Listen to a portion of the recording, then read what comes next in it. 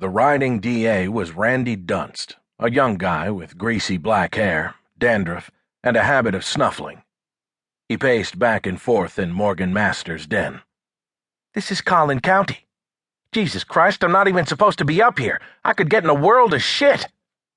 Drummond sat calmly in a recliner with her feet up. "Great, Randy. We've got a couple of suspects in there. They're the ones who are supposed to be in a world of shit, and now we're finding out it's really us that's in trouble." She thumbed toward the kitchen where Morgan Masters and her friend sat across from Morgan's attorney. Her lawyer was named Harold Stein, and he seemed pretty sure of himself. "Hey, Benno," Drummond said. "Maybe we should join the other team." Dunst continued to pace. "I can't believe this. 2 policemen without a warrant, and way outside their jurisdiction, go breaking into a house where no one's home. You've got blood out the ass upstairs, but we probably won't be able to use it." Benno was getting fed up with this guy. He sat on the sofa and crossed his legs. "Use it where? Look, counselor, we had a woman's car in the possession of 2 real badasses, and it turns out there's a body in the trunk sliced up to hell and gone. We still don't know whose body, but excuse us for suspecting that maybe there'd been some foul play in this case. Also excuse us for not detouring by the law library before we checked to see if she was still alive. If we'd known what was coming, we would have acted differently." "We haven't even identified the stiff?" Dunst asked. "There are times when you've got to assume," Benno said.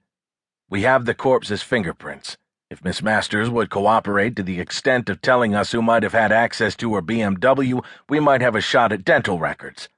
The point is, we had one body on our hands and no one could locate Miss Masters. I think we had fear of endangerment as just cause." Drummond gave Benno a sudden look of respect. Dunst peered into the breakfast room as if trying to eavesdrop. Then he turned to Benno. "That'd be great," Dunst said, "if you'd found her dead in here. But she's now a suspect. Different ball game." Drummond broke in. "We didn't know she was a suspect. And what makes her one?" "Come on, detective. There's a body in the trunk of her car and she's running around with this guy."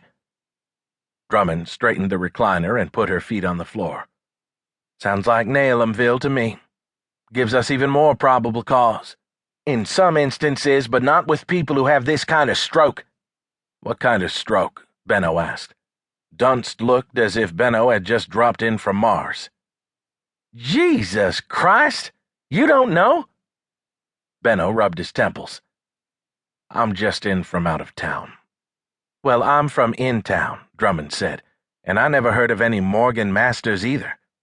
Dunst placed hands on hips in a slightly girlish pose. "Don't think Morgan people. Does Levon Masters ring a bell?" Benno rubbed his forehead. He'd never fucking heard of Levon Masters. Jesus, until a month ago he'd never set foot in Texas. He supposed that Levon Masters was some local big deal. He thought it was peculiar that Randy Dunst could have the social register memorized, yet still could not do diddly about law enforcement's position in this case. Drummond licked her lips. "Levon Masters, the art lady." Dunst seemed more in his element now that he didn't have to give his legal opinion. "Right, as in paintings donated to the Dallas Museum, as in a wing in the concert hall." Benno had a sudden nervous twitch in his eye. Big-name people meant big-time publicity.